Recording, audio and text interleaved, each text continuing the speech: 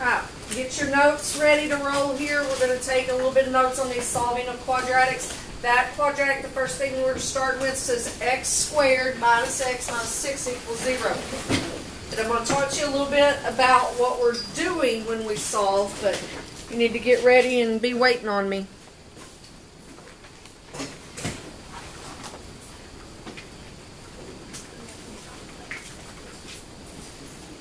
Everybody got your bell ringer taken care of, ready to roll? Alright, so when we ended up with the project, we talked about roots. And we said that the roots was where the quadratic crossed the x-axis. So I could have a parabola over here that went a u like that would have those two roots. Roots, solutions, zeros, those are all the same thing. So if you're asked to solve a quadratic, what you're actually finding are the places where the parabola would cross the x-axis. If you're asked to find the roots, you're actually solving and finding where the places where the parabola would cross the x-axis. So anytime roots, solutions, zeros, that all means the same thing. Now before we do this one that I've got there on the board, I want you to think about the different types of answers that you could have. Okay, I could have, like you did on the project, a normal two-answer parabola. This quadratic crosses the x-axis 2 times. So it's going to have 2 answers, 2 real solutions, right? I could have one that either just hits it or sits on it. So that only touches it 1 time. So I could have a parabola, a quadratic that has 1 real solution, right? What if I had a parabola, is that possible, that never crosses the x-axis? Yes. And that would be called no real solution. And I got to say real funny like that, because in this unit we're going to get into imaginary numbers. So while this has no real solution, later in this week and next week we'll start learning about imaginary solutions. There are imaginary numbers. Isn't that crazy? So yeah, we'll get into that later. But this one that I've got there for you on the smart board, it's going to be a normal one. It's going to have 2 normal solutions. So the first way I'm going to do it is what I was talking with Tori about. I'm going to do it by graphing. Now, once we start learning the other methods throughout this unit, there's going to be several methods. We're going to learn how to solve algebraically today. We're going to solve by factoring today. We're going to get into some other methods called completing the square this week, and then the quadratic formula also this week. So you're going to have lots of choices on how you want to go about solving them. So I'm going to do this one graphing today, but I'll probably never choose graphing as my method again. Just because you don't have as good of tools as I do. You don't have a fancy smart board and all that stuff, and so you might have to estimate, and it doesn't end up just perfect on your graph paper, you know, so graphing is not always the most accurate way unless you've got good tools to use. So we'll do this one graphing just so you get an idea of what we're talking about, but then I might not do graphing again. Alright, so when we did these last unit, that was in, we had the choice of intercept form, vertex form, or standard form. Which is this? Standard, ax squared plus bx plus c. Standard form, that stuff's not going away. We're using quadratics the rest of the year. So that's in standard form. When we first graphed with standard form, we had a little shortcut to use. X equals negative b over 2a. So that's how I'm going to start this. Okay, so I've got x equals negative. What's my b? X.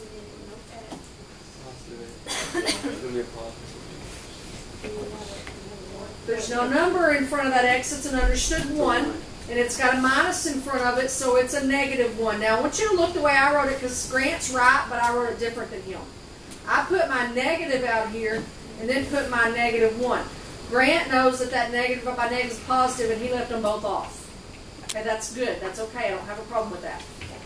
All right, then on the bottom, I got 2 times a. What's my a?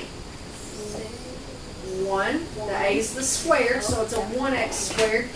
So I've got my x is positive 1/2, isn't it?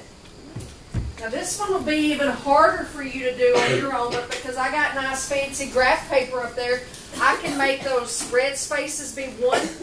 So when I need to go over a half, I'm going to go over to that blue one right there. And there's my axis of symmetry.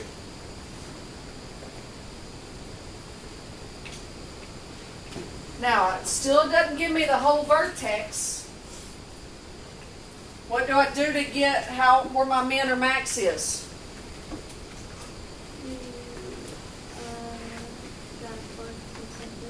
What do I have to plug in? She's right. What do I have to plug in? Very good. I'm going to take my 1/2 and I'm going to go plug it in for my x's.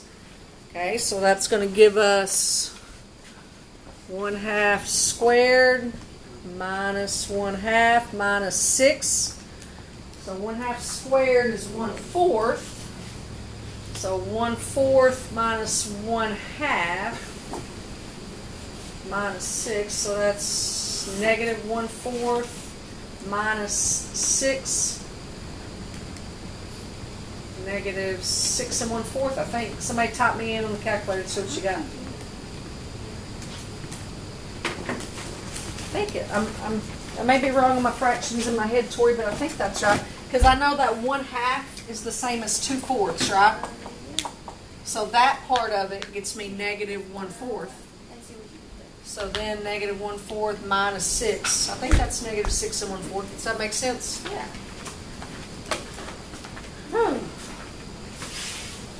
So our vertex is 1/2, negative 6 1/4.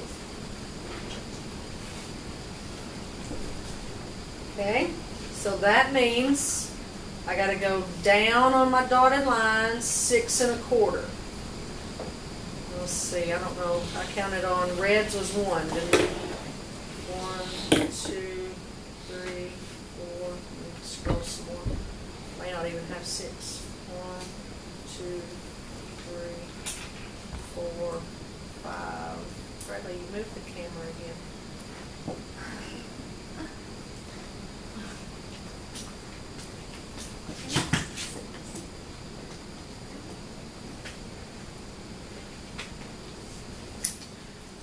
Okay, so there's our vertex. Beautimus. I need another point on the graph. I can plug in 1 because I want to plug in anything except for my axis of symmetry. So I could plug in a 1 up here if I want to. That'd be pretty easy. So that'd make 1 squared is 1 minus 6. Well, 1 minus 1 is 0, minus 6 is negative 6, so 1 negative 6. So we're staying down there low. 1, 2, 3, 4, 5, 6. And then jump that thing over. So that'd be a 0, negative 6, wouldn't it? Y'all?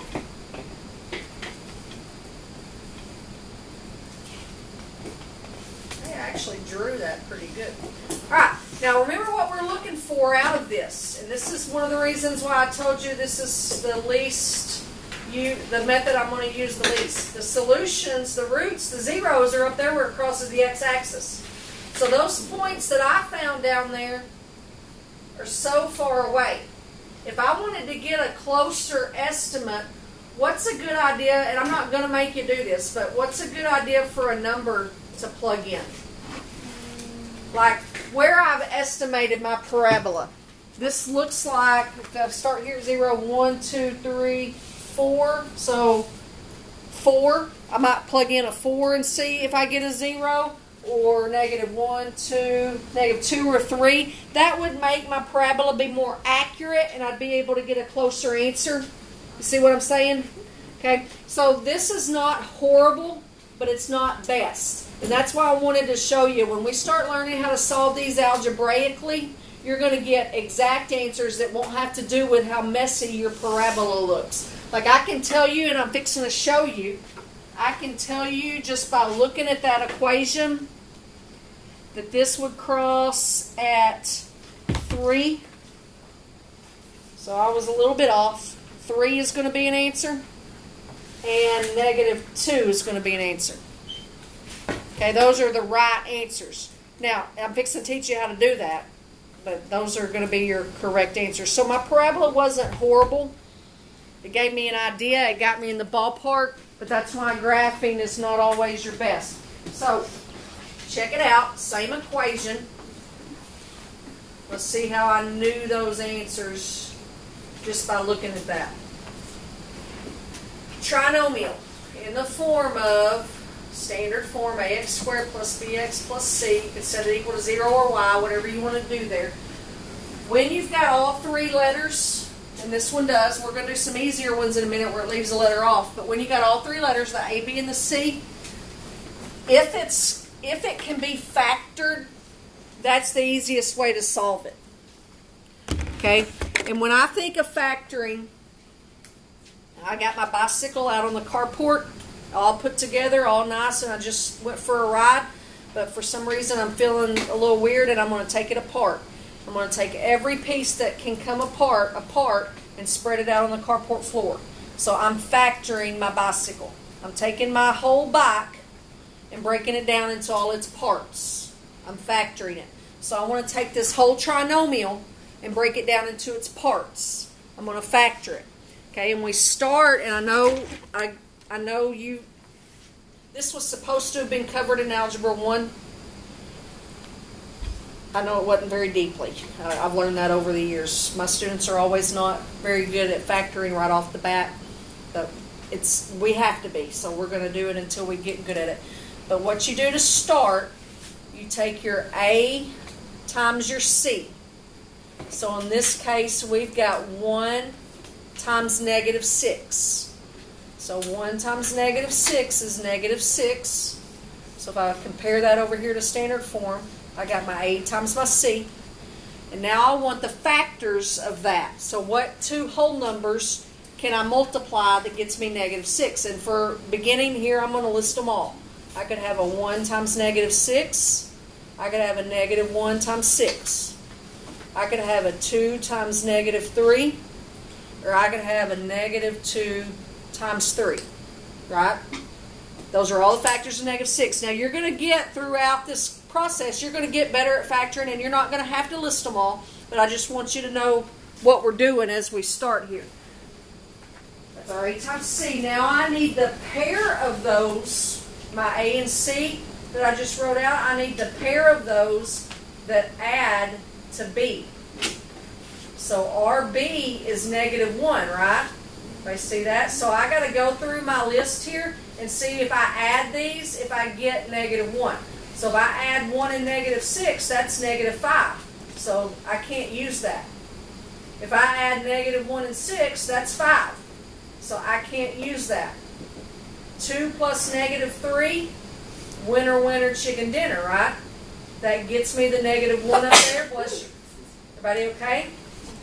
So I'm going to replace negative 1 with 2 and negative 3, because that's the same thing. 2 plus negative 3 is negative 1, so it's the same thing. So to go here, when you factor your bicycle parts, when you factor your trinomial, to get an x squared, you got to have an x and an x.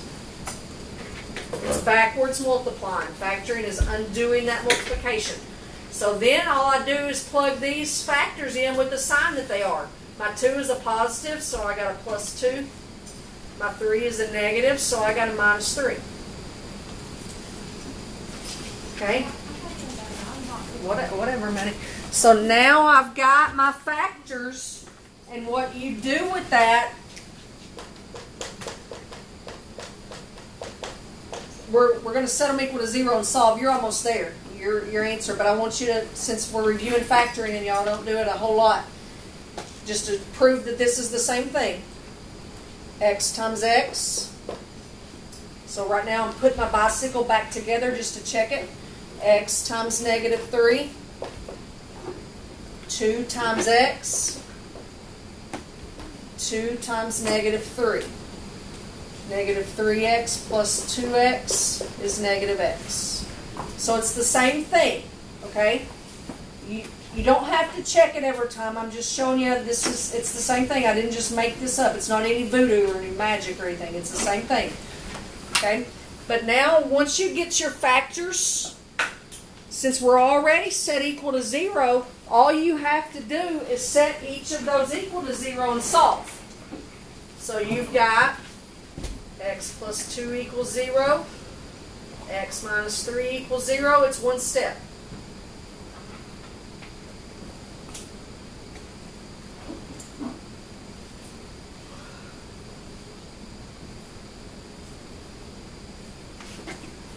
So look back at that parabola that we drew. Does it look like, if we would have taken our time and done a little bit better, that parabola would have crossed the x-axis at -2 and 3? Looks pretty good.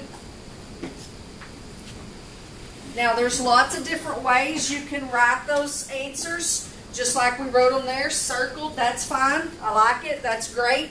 Those are also ordered paired. On your project, it asks you to write them as an ordered pair. If you're on the x-axis, you didn't go up or down any, so your y would be at 0. So if it just wants the solutions and doesn't say anything else, just circle those dudes. That's correctamundo. If it tells you to write them as an ordered pair, you got to throw your 0 on there. Not a big deal. Not the end of the world. Now we're going to hit that factoring again towards the end of today's, but I want to show you some easier stuff first before we get super duper involved. And we will factor to death in this class. That's why I get a little irritated, because you're supposed to already know how. And I get irritated. You can tell me if I'm wrong, but when y'all did this problem just like this in Algebra 1, y'all had a program on your calculator, and you just typed in A was 1, B was -1, and C was -6, and you never had a clue what was going on. I hear that every year. It makes me want to cuss, and I'm not a cusser.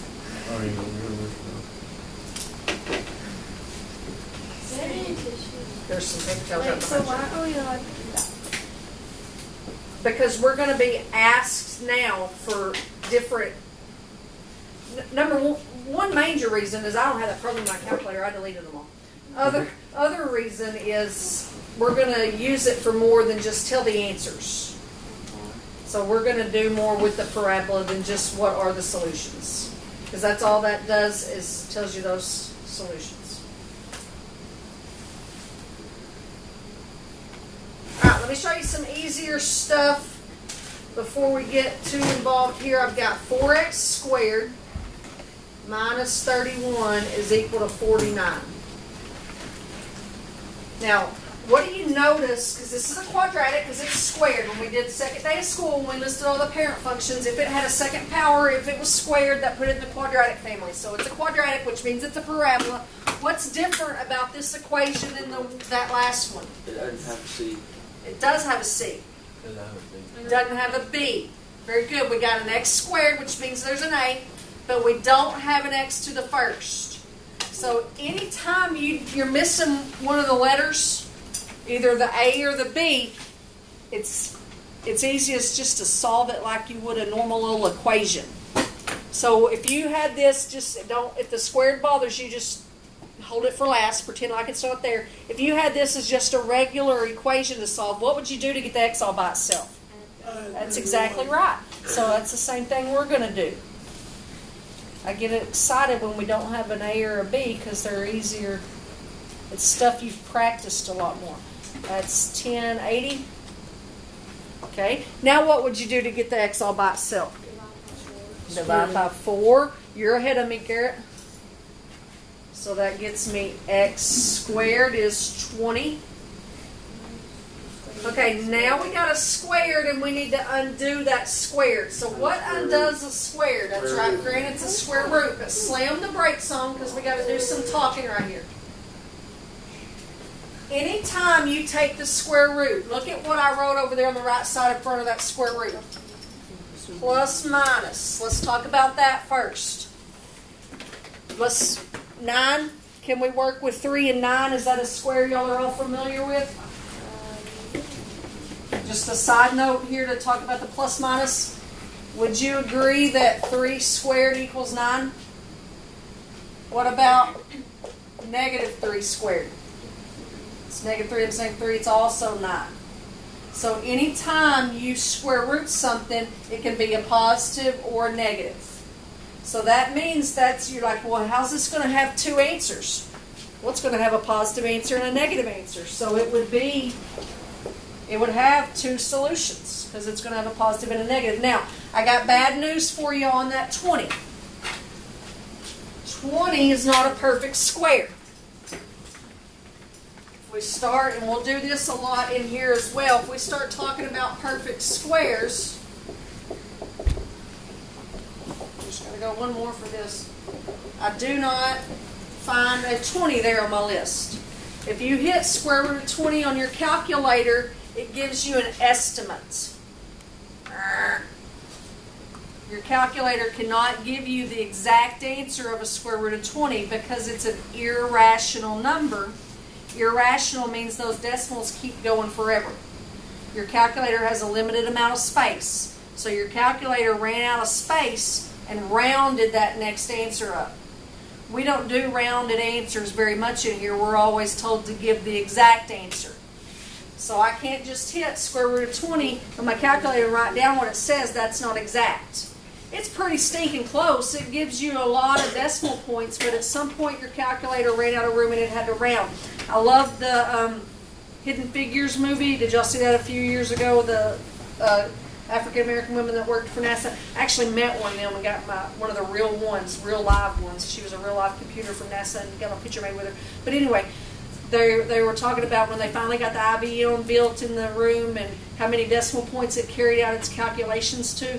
Then that one that was the real good one that got to work on the sheet talked about how she carried it out to more decimals than IBM and handed it over to Neil Armstrong. That was pretty cool. So, but anyway, square root of 20.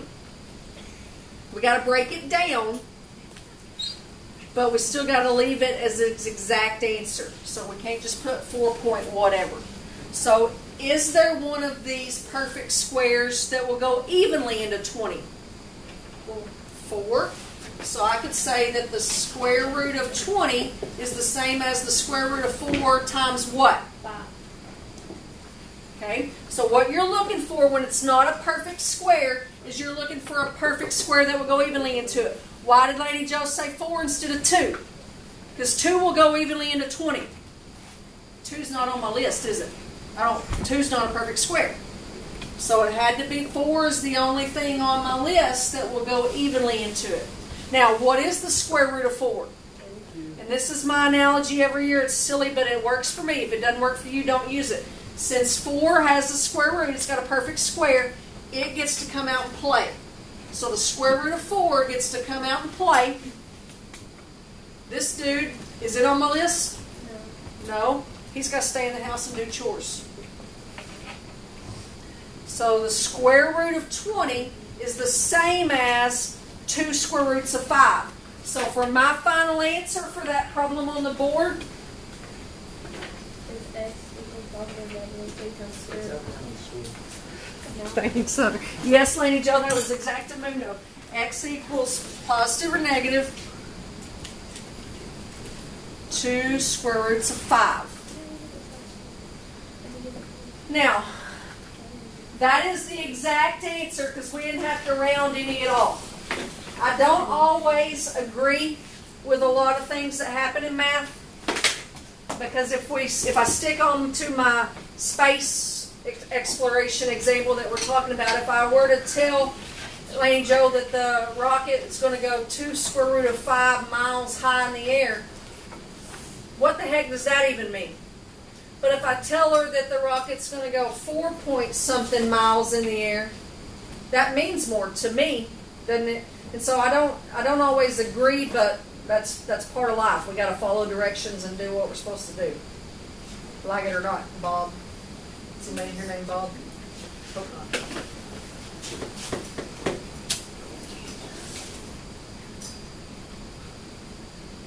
All right, we're gonna. I'm not. The next example that I'm supposed to go over with you is about getting the non-real, but I'm going to save that until the day we have imaginaries. So I'm not going to do that today. We're going to learn about imaginaries later. So let me do one more of an algebraic before we go back to factoring.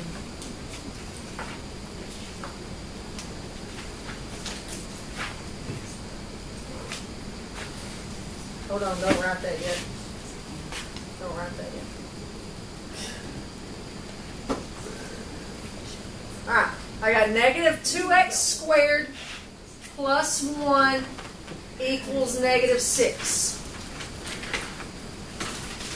Negative 2x squared plus 1 equals negative 6. Alright, Grant, are we missing anything? You're missing your B. Oh, hot dog, we can just solve this thing like we're already good at. So we need to get the x all by itself. So what can we do? Woohoo! Subtract 1 from both sides. Negative 1 minus, or excuse me, negative 6 minus 1 is negative 7. X still isn't all by itself. We got some more work to do.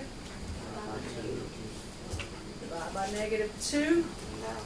So now that turns it to a positive. So we got x squared is equal to 7 halves. Holy cow, we're fixing to get into some square root stuff right here, my friends. How do I undo that squared? Square root. And when we square root, that means we have to square root top and bottom. So let me jump up here so I got some room. Top and bottom. So I have to take the square root of the numerator and the square root of the denominator. Alright, now here's the deal with that. A math rule that you might need reminded of. Our last answer, we left a radical in our answer. A radical is the name for the square root symbol. We left 2 square roots of 5, so we left a radical. So 7, there's not a perfect square that'll go evenly into 7. I can't break that down, right? 2, there's not a perfect square that'll go evenly into 2, so I can't break that down. So I can't break either one of those down, but I also can't leave my answer that way. For close. For whatever reason, you can't leave a radical in the denominator. It's like one of those rules they made up at the math party. Lady Jo is on the right road. She's thinking about multiplying everything by 2. Close. I need to get rid of this radical on bottom. So I need the square root of 2 to not have a square root on it anymore. So what I'm actually going to do, Lady Jo, is multiply this whole fraction by the denominator. So not just 2, the square root of 2. So we're going to multiply top and bottom by the square root of 2. Why top and bottom? Whatever you do on one, you got to do on the other. Okay, so on the numerator, all you do when you got a radical and a square root and a square root, is you just multiply the numbers and keep that square root. So the numerator, we're going to have the square root of 14, 7 times 2. Now on the denominator, what's the square root of 2 times the square root of 2? It'd be the square root of 4, which is 2. That would be your answer. That would be your answer. I will have people, Grant, want to say, well, isn't that the same as the square root of 7? No. No. Because you have to multiply. Okay? You can't divide underneath that. So what some people will try to do is they'll say 14 divided by 2 is 7, but this isn't 14. It's the square root of 14. So we got to leave it alone, and that's your final answer. Now again, that wouldn't make very much sense to me if you tell me to drive square root of 14 over 2 miles and then turn left. Well, what? Drive square root of 14 over 2 miles? Who talks like that? But that is the exact answer. Okay? Y'all try that when y'all get in the car, go somewhere. Where do I turn? Well, square root of 38 miles, turn left. What? Just try that. That'd be like 6 point something there, huh? Alright, let's do some more of the factoring ones real quick.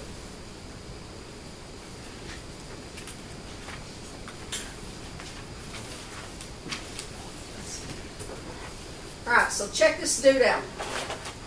X squared minus 4x equals 45. Here's what your directions say. Say that again? Very good. Hold on to what Grant just said. Here's what our directions say. Solve by factoring. Now, Grant said, and he's correct, I don't have a C. But I can get a C. Okay? I know that I can't just solve it like a normal equation like we just did because I've got both the A and the B. So that's not an option. So since I have both the A and the B, I want to write it in standard form. Lady Jo. Would you subtract 45? Very good. To get it in standard form, all I need to do is move the 45 over to join in the party. So to make the 45 go away where it is, I would need to subtract it. So I'm going to subtract that. I have x squared minus 4x minus 45 equals 0. Am I in standard form now? Yes, so I know I've got an A of 1, a B of negative 4, and a C of negative 45. You don't have to label those now, but I think it'll be next week when we get into the quadratic formula. You're going to have to label those. So it's just good practice for us now to start getting used to knowing what's what. All right. So that very first one that we factored, we started with A times C. So what do I get here? And I've been factoring for a long time now, and I'm a pretty stinking good factorer, but I still draw my lines and try to label what I'm doing. What do I get when I multiply A times C? Negative 45. Now, when I list my factors of negative 45, I'm going to see with y'all if I can skip some now. Can I just, does anybody have in their mind a good idea of a pair of them that will add to negative 4? Very good. I know I'm looking at the 9-5 combo, and Chloe's right. To make it a negative 4, it'd have to be a negative 9 and a positive 5. If you don't know that as quick as Chloe did, it's not the end of the world. Start with 1 times 45, 3 times 15, 5 times 9, and that's it. You would get it. Okay? So all I got to do now is break down my bicycle. It's got to be, to get an x squared, it's got to be an x and an x, a minus a 9, and a plus a 5. And you've got your factors. Set both of those equal to 0 and solve. And you're going to notice a shortcut there also, aren't you? Mm-hmm. So once Chloe found us these factors over here, look at these, compare them to the answers I wrote down there at the bottom. They're just the opposite. It's just the opposite sign. As long as our A is 1, and we're going to get later where our A is not 1, but as long as our A is 1, it'll be that every time. If you can get your factors and your A is 1, your answers are just the opposite sign. Okay, Lily, you looking at me funny? No. Okay. Looking at me funny.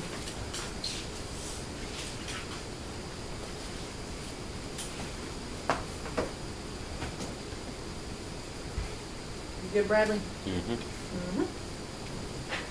That is always good. Don't have to worry about him. I'm going to give you a few to try that one on your own before we move to the next one. See what you can do with that. See if you can solve that. Start with your A times C. Everything's nice and pretty on this one because they're all positive.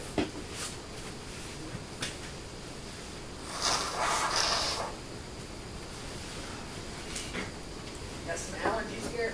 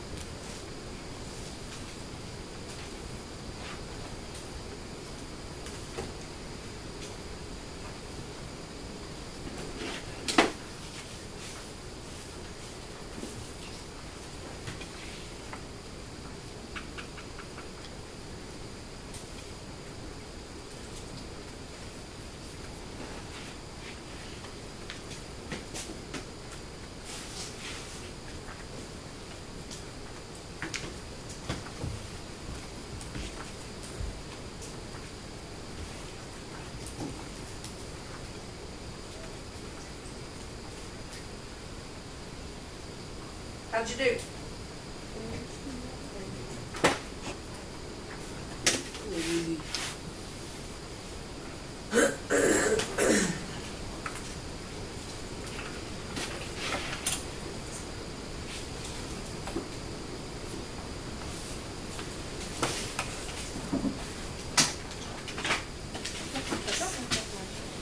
Alright, so over there on the right side of my smartboard, I listed my factors of A times C. 1 times 35 is 35, so the only things, whole numbers that I can multiply that gets me a 35 are 1 and 35 and 5 and 7. Now know this for future reference. To multiply to make a positive 35, these could have also both been negative.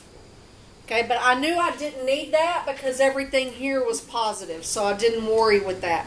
Okay, so the only pair of those that are going to add to 12, it's got to be the 5 and the 7. Does it matter what order I put those in here? No, put them in whichever order I want. So I wrote the 5 first, I'll put it first. Now I saw over here when I was looking at Garrett's and Tori's, people were skipping this step, and that's fine. If it says solve, and you just go to your answers of negative 5 and negative 7, there's not a thing in the world wrong with that.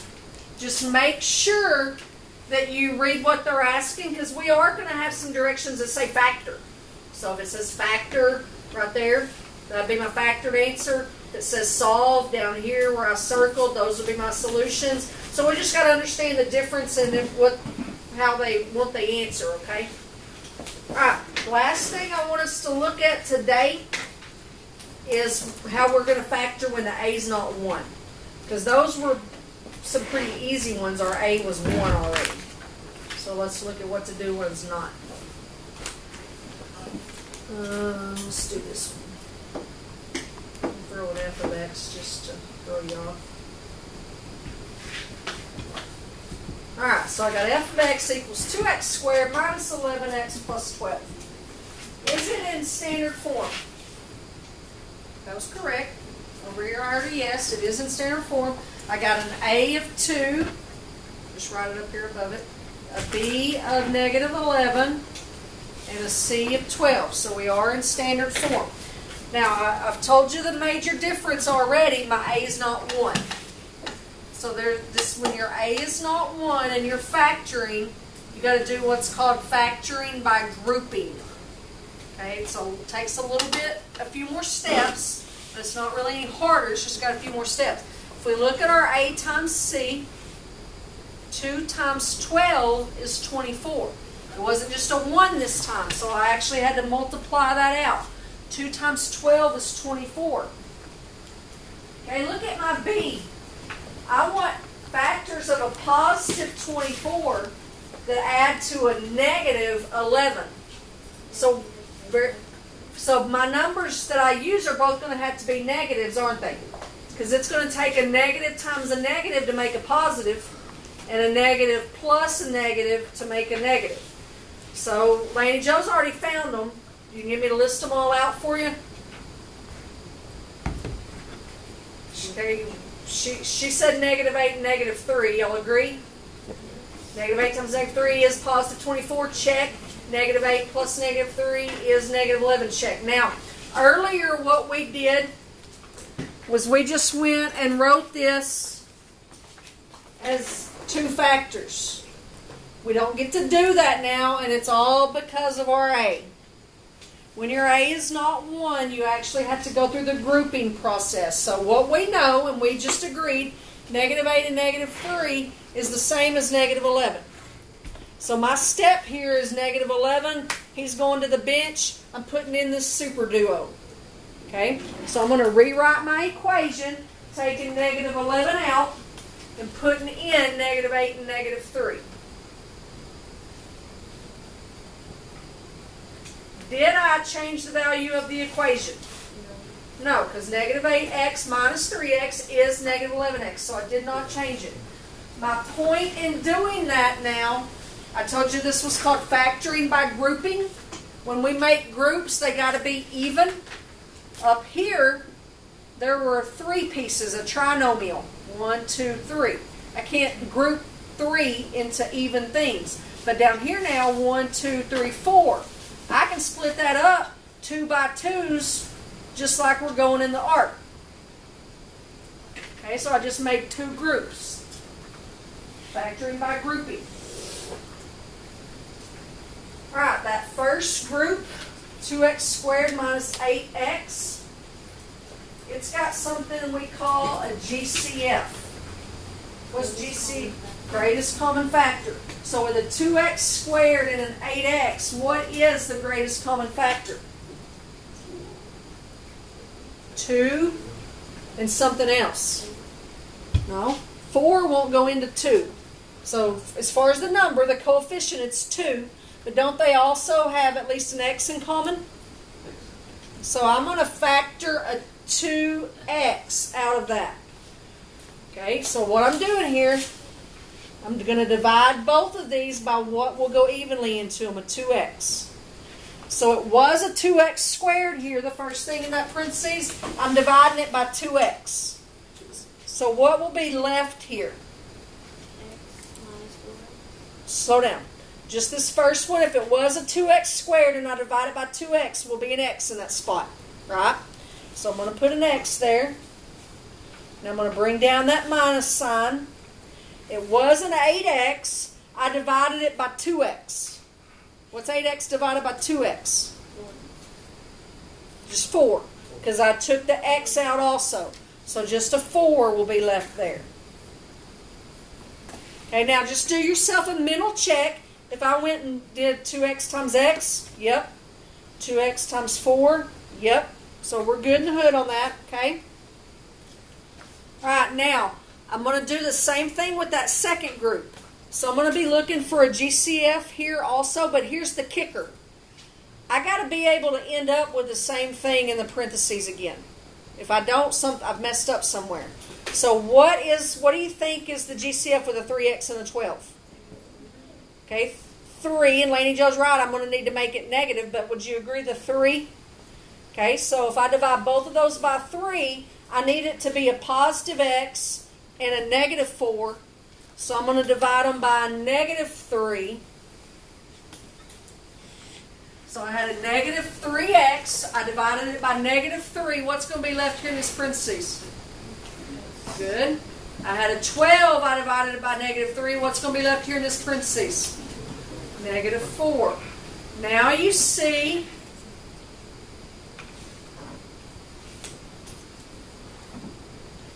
so I'm looking at this whole big line. I highlighted 2 specific parts out of it, but I'm looking at that whole big line. The reason I highlighted those 2 parts is because both sides of that big line have that in common. So that's like saying, okay, I still have a GCF of x minus 4. So if I'm over here, see where my mouse is going crazy? If I'm over here on this side and I factored out that x minus 4, I got to bring down what's left. And now if I'm over here on the right side where my mouse is going crazy and I already took out that x minus 4, I got to bring down what's left. So now all of that got us our factors. So we started with this trinomial. We started with our bicycle here. We took it apart. Here's our pieces. So we've got a couple more steps left to go to solve this. So I'm going to take that first factor. It's the easy one. X minus 4 equals 0 gets you an answer of 4. Right? Now on that second one, it's going to have just a smidge more work because it's got a 2. 2x minus 3 equals 0. So 2x is 3. And then divide by 2. So x is 3 halves or 1 1/2, however you want to write it. Now, let me sum up some factoring for you real quick before we load up.